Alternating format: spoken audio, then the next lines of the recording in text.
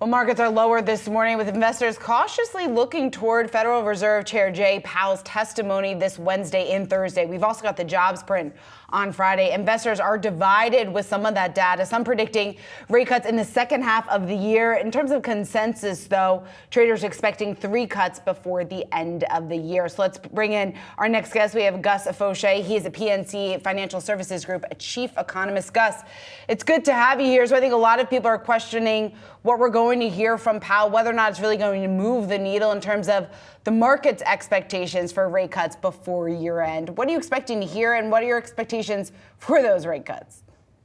I would expect that Chair Powell will say that he does expect to see cuts in the Fed funds rate sometime later this year, that they're not going to happen at the March meeting, that the Fed is seeing progress on inflation, wants to see a little more progress on inflation before they start to cut the Fed funds rate. But I think overall the view is that we will see rate cuts, a handful of cuts sometime later this year, but not imminently. Yeah, and not even half a dozen, which was some of the guesstimations coming into the start of this year, as educated as they were. What, from your stance, what is the real number that we should be anticipating? You know, I would expect that we'll start to see rate cuts in the second quarter. I think that inflation is slowing. I think that the strong January numbers are a one-off, and we'll see slower inflation in February and March. And then I think we see 3 or 4 25 basis point rate cuts over the course of 2024. So definitely an easing in monetary policy. Monetary policy at that point would still be contractionary. It would be weighing on economic growth, but less so than it was at the end of 2023 or at the beginning of 2024.